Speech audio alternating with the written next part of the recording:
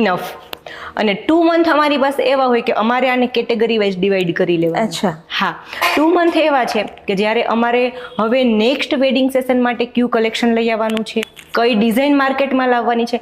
કારણ કે last year અમે જે સેલિંગ કર્યું છે, તો હવે નેક્સ્ટ યરમાં તો કસ્ટમર પણ એવું અપેક્ષા રાખીને બેઠા છે કે કંઈક નવું આવશે. યસ, બરાબર. કારણ કે 1 વર્ષથી તો એ ડિઝાઇન બધા જુએ જ છે અને એનાથી કંટાળી ગયા છે, એટલે એ પણ રાહ જોઈએ. એટલે અમારે ડિઝાઇન કરવાની, એને બનાવવાની, પછી કેવો સ્ટોક હશે, કેટલો સ્ટોક કરવો, કઈ વસ્તુ, એ બધું મેનેજમેન્ટ માટે અમારી પાસે 2 મંથ મળે છે. એ 2 મંથમાં અમે ટોટલી સોલ્વ કરી લઈએ અને અમારું બધું કલેક્શન છે ને અમે ઇન્સ્ટાગ્રામ ઉપર અપલોડ કરી દઈએ. જેથી કરીને શું થાય, કોઈ કસ્ટમરને, ઇવન તમે એવું કહો છો કે મારે ટેમ્પલ જ્વેલરી જોઈએ છે, તો ઇન્સ્ટા પેજ ખોલી લેવાનું, ટેમ્પલ જ્વેલરીમાં જે ડિઝાઇન ગમે એનો સ્ક્રીનશોટ લઈ લેવાનો અને અમને વોટ્સએપ કરી દેવાનો. એટલે અમારા માટે પણ ઇઝી અને તમારા માટે પણ ઇઝી, કારણ કે તમારી ચૂઝની વસ્તુ તમને ત્યાં બધું મળી જાય છે. એટલે એ રીતે અત્યારે અમે અને કસ્ટમર બે ટેવાઈ ગયા છીએ. તમે વાત કરી કે સ્ક્રીનશોટ લઈ લે અને પછી વોટ્સએપમાં ડિલિવર કરે તમને ને પછી તમે એને સપ્લાય કરો. હવે જ્યારે આપણે ઓફલાઈન બિઝનેસ હોય ને તો એના આવર્સ ફિક્સ હોય કે તમારે સવારે 10 થી સાંજે 7 વાગે કે 8 વાગ્યા સુધી. પણ જ્યારે તમે ઓનલાઈન હોવ છો ત્યારે એમાં કોઈ આવર્સ ફિક્સ નથી હોતા. તો ટાઈમ મેનેજમેન્ટ કેવી રીતે કરો છો? ટાઈમ મેનેજમેન્ટ અત્યારે અર્લી મોર્નિંગ 6 વાગે મારો બિઝનેસ સ્ટાર્ટ થાય છે, રાત્રે 11 વાગ્યા સુધી. શું વાત છે! હા, એટલે ઘણી વખત છે ને મારા હસબન્ડ સાથે પણ મારે આમ જસ્ટ હસી મજાકમાં થતું હોય, મેં કીધું તમારી કેવી શાંતિ, સવારે 9:30 10 વાગે ઉઠી અને બિઝનેસ પર જવાનું, રાત્રે 8 વાગે ઘરે. મારે તો આંખ ખુલે એટલે બિઝનેસ ચાલુ, રાત્રે સુવા ટાઈમે આંખ બંધ થાય ત્યારે મારો બિઝનેસ બંધ. પછી એક કસ્ટમર સાથે પણ એવું થયું. એક વખત સન્ડેના ફેમિલી સાથે બહાર હતા, એટલે કસ્ટમરનો કોલ આવ્યો કે દીદી આ વસ્તુ અમારે પરચેસ કરવી છે, રિપ્લાય આપો ને. એટલે મેં એમ કીધું દીદી આજે સન્ડે છે, ફેમિલી સાથે બહાર છું તો બિઝનેસ આજે થોડું બંધ રાખ્યું છે, આવતીકાલે. ઓહો દીદી, ઓનલાઈન બિઝનેસ પણ સન્ડેના બંધ હોય? ઓનલાઈન બિઝનેસ, મારો ક્વેશ્ચન એક્ઝેક્ટલી આ જ હતો કે ઓનલાઈન છે ને એ ક્યારે ઓફ નથી થતો. ના. તો આ મેનેજ કરવું ખૂબ જ ટફ. અને તમે કહો છો તમારે 2 કિડ્સ છે એટલે થોડું વધારે આમાં ઇન્વોલ્વમેન્ટ લેવું પડતું હોય એમ. તો ક્યારે એવું લાગે કે બિઝનેસને લઈને ફેમિલી લાઈફ ક્યાંય કોમ્પ્રોમાઇઝ થાય છે? ફેમિલી લાઈફમાં તો ઘણું કોમ્પ્રોમાઇઝ કરવું પડે છે. કારણ કે શું હોય કે અત્યારે છે ને time to time schedule fix થઈ ગયું. ટાઈમમાં 5 મિનિટે જો આડાવડું થયું ને એટલે તમારું આખું શેડ્યુલ છે ને ચેન્જ થઈ જાય. એટલે ઘણી વખત કેવું થાય, પછી બધા દિવસો સરખા ન હોય. વેડિંગ સિઝન આવશે ત્યારે એટલું વર્કલોડ વધશે ને કે ઘરે રસોઈ બનાવવા માટેનો પણ સમય નહીં મળે, ટિફિન મંગાવીને ખાવું પડશે.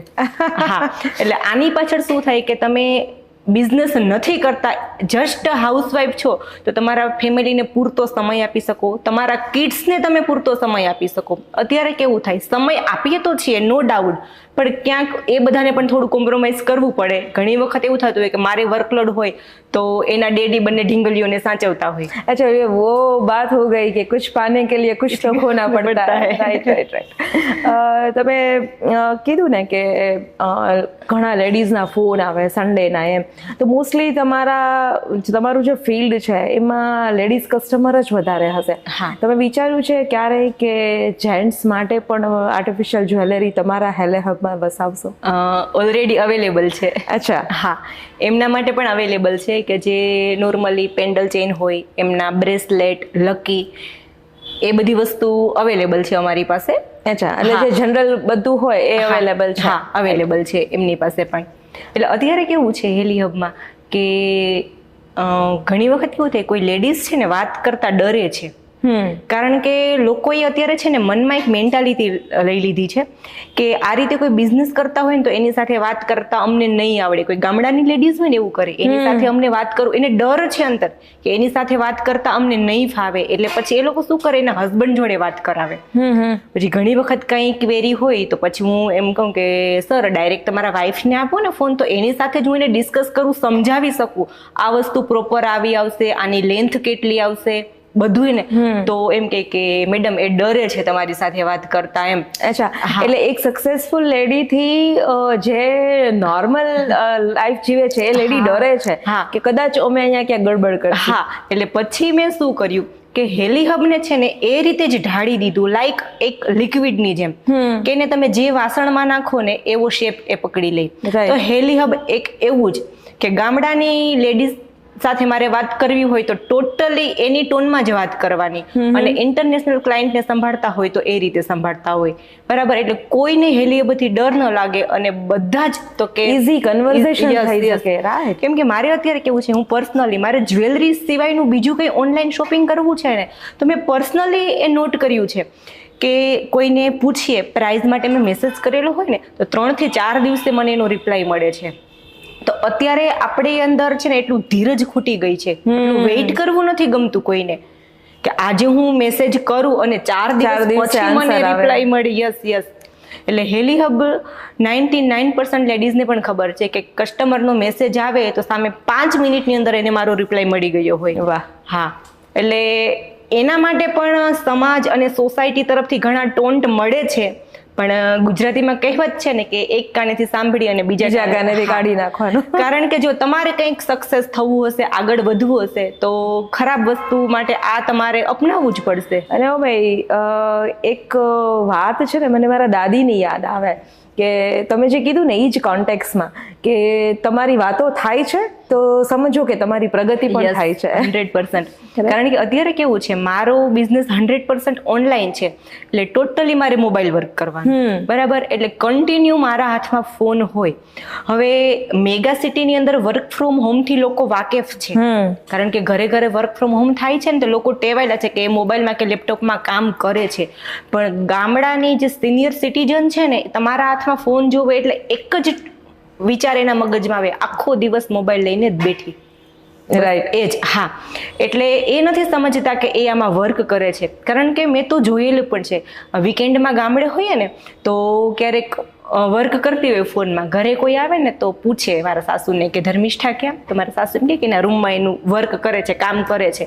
તો ત્યાં સ્પેશિયલી જોવા આવે કે સાચે એનું કામ જ કરે છે કે મોબાઈલમાં બીજું કઈ રીલ્સ સ્ક્રોલ કરે છે.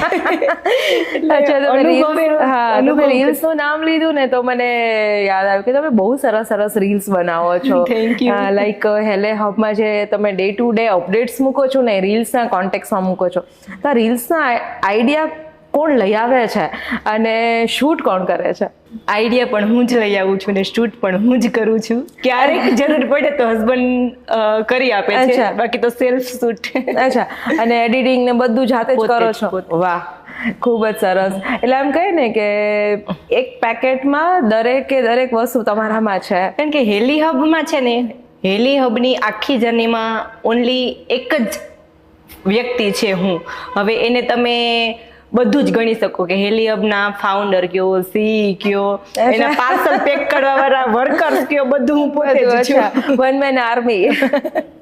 ઓકે, ધર્મિષ્ઠાબેન, તમારી પ્રોડક્ટ ઉપર આવીએ કે તમારી જે પ્રોડક્ટ્સ છે, રાઈટ, તો નેક્સ્ટ ટુ ગોલ્ડ, કે ગોલ્ડ જેવી જ લાગે છે.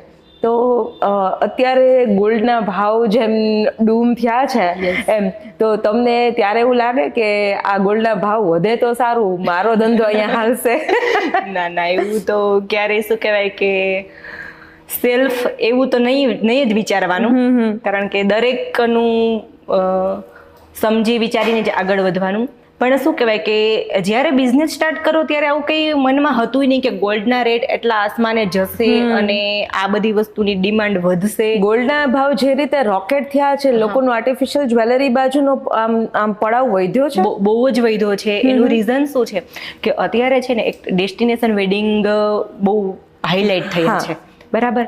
હવે ડેસ્ટિનેશન વેડિંગમાં તમારે જવું છે, તમારી પાસે કદાચ 50 તોલા સોનું છે તો એ સેફ છે ત્યાં લઈ જવું તમારા માટે. રાઈટ. સેફટી પર્પઝથી પણ આર્ટિફિશિયલ જ્વેલરી બહુ બેનિફિશિયલ છે. એટલે અત્યારે મારે છે ને કે એવા કસ્ટમર આવે છે કે કદાચ એને 10 તોલા સોનું લેવું હોય ને તો ઇઝીલી માર્કેટમાં જઈને લઈ શકે છે, પણ મને એમ જ કે દીદી અમારે વેડિંગમાં જવાનું છે, ગોલ્ડ ત્યાં લઈ જવું સેફ નથી, તો અમને કોઈ એવી અલ્ટ્રા પ્રીમિયમ ક્વોલિટીમાં વસ્તુ બતાવો કે જે ગોલ્ડને ટક્કર મારે એવું હોય અને અમારો પ્રસંગ અમે સારી રીતે કરી શકીએ. વાહ. હા, પછી કોઈને વેકેશન પર ટૂર પર જવું છે તો ત્યાં પણ એમ કે હવે તો ગોલ્ડના રેટ પ્રમાણે તો સિમ્પલ નાની ચેન પહેરીને જવું જોખમી છે. હા, એટલે એ પ્રમાણે પણ સેલિંગ વધી ગયું છે. અચ્છા, એટલે કઈ ને કે મોડર્ન જ્વેલરી પણ તમારા પાસે એટલી જ સારી અવેલેબલ છે. ઓકે, જ્યારે આર્ટિફિશિયલ જ્વેલરીની વાત આવે ને ત્યારે પહેલી વાત એ આવે કે ગોલ્ડ છે ને એક લેગસી છે, એમ કે આજે મને મારા મમ્મી પાસેથી મળ્યું, મારા મમ્મીને મારા દાદી કે નાની પાસેથી મળ્યું, હું મારા બાળકોને આપીશ. એમ આર્ટિફિશિયલ જ્વેલરીમાં એ એક ભાગ ક્યાંક લેક થાય એવું લાગે છે કે એને તમે લેગસીમાં પાસ કરી શકો. હવે કેવું છે કે ખાસ તો અમારો સમાજ આહિર સમાજ અને એક મહેર સમાજ છે, એમાં સોનાના ઘરેણાનું એટલું મહત્વ જોરદાર એમ કે એ લોકો પાસે હોય જ સોનાના ઘરેણા. રાઈટ. પણ હવે શું થયું કે ગોલ્ડનો રેટ વધી ગયો છે. હવે એ રેટ પ્રમાણે વાત કરીએ ને તો દરેક ફેમિલી નથી લઈ શકવાનું. હવે મારા ઘરે ઇવન હું કહું કે મારા ઘરે લગ્ન છે, અમારે આવનારી જે અમારા ઘરની લક્ષ્મી જે થવાની છે એને મારે 15 તોલા આપવું છે, તો હવેના જે રેટ પ્રમાણે હું એને નથી આપી શકતી. બરાબર. તો એ ક્યાંક ને ક્યાંક એવા ઘણા બધા ફેમિલી છે કે જે નથી આપી શકતા. એ અત્યારે આર્ટિફિશિયલ બ્રાસ જ્વેલરી તરફ વળી ગયા છે કે એમાં એને સારું આપી શકે. અને પ્લસ અત્યારે લેડીઝની ચોઈસ, કારણ કે હવે તમારું ગોલ્ડ છે એ રિપીટ કરવું કોઈને નથી ગમતું. રાઈટ. બરાબર. હવે અત્યારે કેવું છે કે તમે દાંડિયાનું ફંક્શનમાં તમે ચોલી જ પહેરવાના, તો ચોલી ઉપર તમે ગોલ્ડ પહેરવું તમને નહીં ગમે, તમે ત્યાં અમેરિકન ડાયમંડ જ સિલેક્ટ કરવાના. બરાબર. તો એ પ્રમાણે છે ને અત્યારે વેરાયટી ઓફ વસ્તુ વધારે. યસ. એટલે એ પ્રમાણે અત્યારે કસ્ટમર છે ને બ્રાસ તરફ બહુ આવે છે. ઓકે, તમારી જ્વેલરી જે સ્પેશિયાલિટી છે કે તમે એવું લખો છો કે અમારી જ્વેલરી પહેરીને ક્યારેય તમને ઇચિંગ નહીં થાય, ક્યારેય કોઈ એલર્જી નહીં થાય, લાંબા ટાઈમ સુધી આ જ્વેલરી કાળી નહીં